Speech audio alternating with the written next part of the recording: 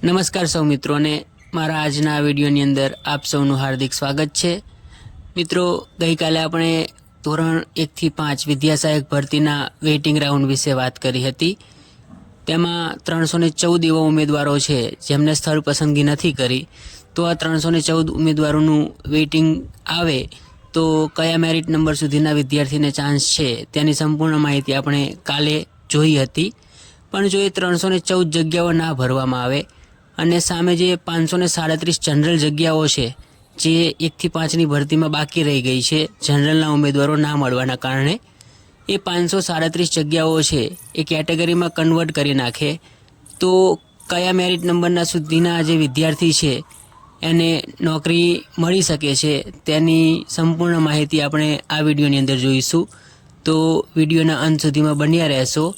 તો સૌપ્રથમ આપણે વાત કરીએ કેટેગરી વાઇઝ જગ્યાઓ કેટલી આવે જો 537 જગ્યાઓ કેટેગરીમાં કન્વર્ટ કરે તો ઓપનની જગ્યાઓ જો 537 ખાલી છે તે કેટેગરીમાં કન્વર્ટ કરે તો એસસીની જે રિઝર્વ 7% જગ્યાઓ છે એમાંથી એસસીની 65 જગ્યાઓ આવે, એસટીની 14% પ્રમાણે 130 જગ્યાઓ આવે, જે ઓબીસી છે એમની 27% પ્રમાણે 250 જગ્યાઓ આવે અને ઈડબ્લ્યુએસ છે તેમની 10% જે જગ્યાઓ છે એના પ્રમાણે 92 જગ્યાઓ આવે।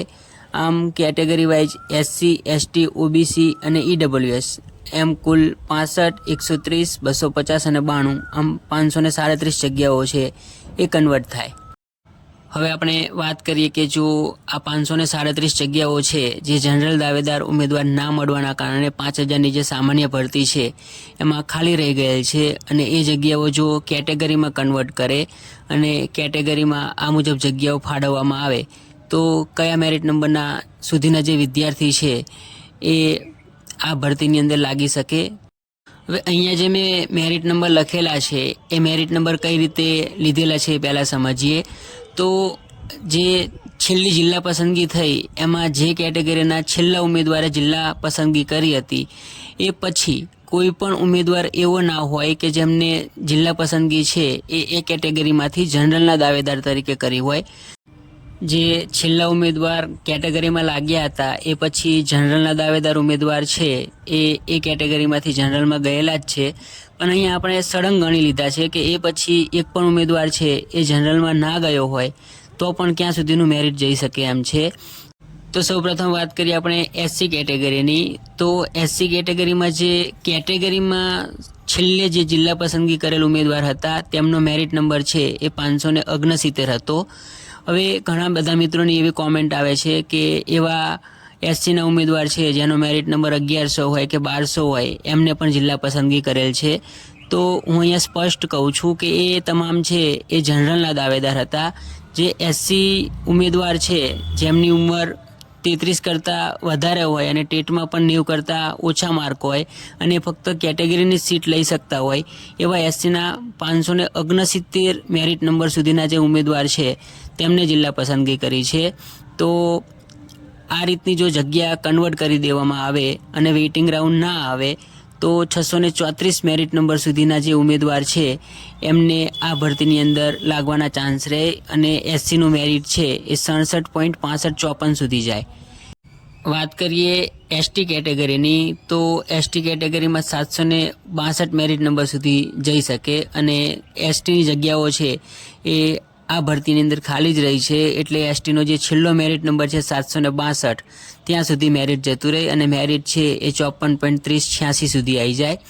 વાત કરીએ ઓબીસી કેટેગરીની।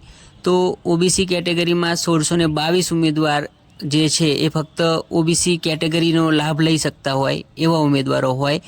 તો જે છેલ્લે જિલ્લા પસંદગી થઈ ઓબીસીમાં એ 1622 મેરિટ નંબર સુધી થઈ હતી। તો જો આવી રીતની જગ્યા કન્વર્ટ કરી દેવામાં આવે તો ઓબીસીમાં જેનો મેરિટ નંબર 1752 છે અને મેરિટ 68.7197 છે તે ઉમેદવાર સુધી આ મેરિટ છે એ જઈ શકે છે।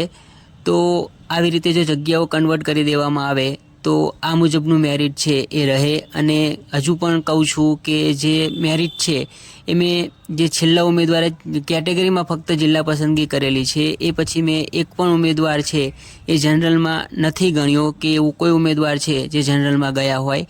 એવી રીતના ઉમેદવારો મેં આમાં નથી લીધેલા. ફક્ત જે છેલ્લો મેરિટ નંબર છે જેમને જિલ્લા પસંદગી કરી છે એ પછી સળંગ બધા જ ઉમેદવાર છે એમને કેટેગરીમાં જ ગણી લીધા છે. તો એ મુજબ રહે તો આ જે મેરિટ છે એ મેરિટ સુધીના ઉમેદવારો છે એમનું સરકારી શિક્ષક બનવાનું જે સ્વપ્ન છે એ પૂર્ણ થઈ શકે છે. તો અત્યારે પણ ઉમેદવારો છે એવા આવેદનો આપી રહ્યા છે કે જે જનરલની જગ્યાઓ છે એ કેટેગરીમાં કન્વર્ટ કરે અને આવી રીતની ભરતી કરવામાં આવે તો ઘણા બધા ઉમેદવારો છે જેમને લાભ થઈ શકે છે. આશા રાખીએ કે સરકાર છે એ ઉમેદવારોની વેદના સમજે અને આવી રીતનું જે 537 જગ્યાઓ જનરલની ખાલી રહી ગઈ છે એ કેટેગરીમાં કન્વર્ટ કરે અને જો ભરતી કરવામાં આવે તો ઘણા બધા ઉમેદવારોને ફાયદો થઈ શકે એમ છે.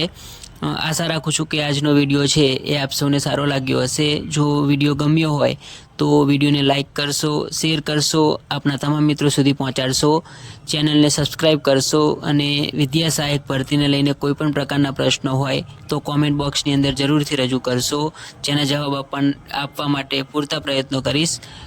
આભાર.